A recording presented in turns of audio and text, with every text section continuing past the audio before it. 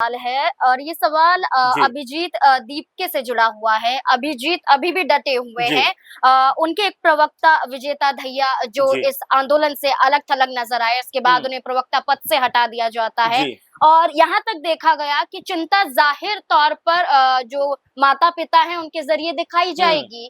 तो जब अभिजीत दीपके सामने आए थे तब खुलकर उनके माता-पिता ने कहा था कि ऐसा कदम मत उठाइए, आप अपना कदम पीछे ले लीजिए। हुँ, लेकिन अब ये जो 20 जुलाई को हमने जो प्रदर्शन देखा, जो लाठीचार्ज देखा, इसके बाद उनके जो पिता हैं भगवान दीप के, उनकी जो माता है अनीता दीप के, वो खुलकर कहती हैं कि हम चाहते हैं कि उनका बेटा डटा रहे, हुँ, उनका बेटा इसी तरह से ये जो लड़ाई है लड़ता रहे। और सरकार ने गलत तरीका जी, अपनाया।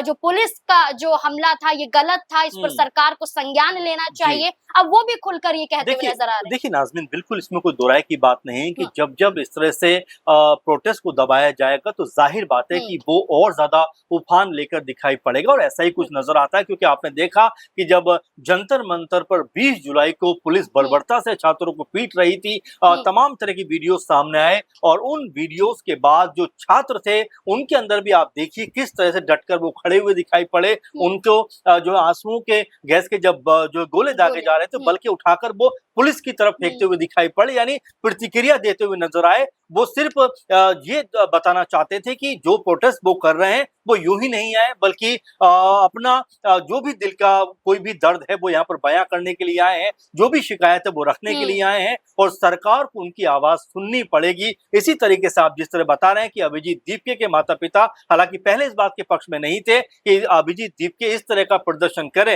लेकिन जब उन्होंने भी शायद ये फुटेज देखा होगा कि मासूम छात्रों के साथ में जो बर्बरता हो रही है, जिस तरह से उनको लाठी डंडों से पीटा जा रहा है, उसके बाद उनका भी जो जो बयान था वो यहाँ पर बदलता हुआ हुँ, दिखाई पड़ता है और ये तक कहते हैं कि अपने बेटे से कि नहीं तुम वहीं पे डटे रहो। तो कुल मिला-जुला कर देखा जा सकता है कि अब ये आंदोलन एक बड़ा रूप लेता हुआ नजर आ रहा है क्योंकि अभी भी जंतर-मंतर पर हजारों की तादाद में छात्र हैं, तमाम तरह से इस आंदोलन को एक नई हवा देते हुए दिखाई पड़ रहे हैं और जी। सरकार से आंख में आंख मिलाकर कह रहे हैं कि अगर आपको बात करना है तो आप आकर हमसे अब बात कीजिए, हम आपके पास बात करने को नहीं जाएंगे। बिल्कुल, संसद तो बार-बार शुरू होते ही स्थगित हो जाती है, लेकिन जंतर-मंतर पर छात्र डटे हुए हैं और उनका समर्थन जो है विपक्ष ही नहीं बल्कि कई बड़े चेहरे अलग जगहों से भी कर रहे हैं।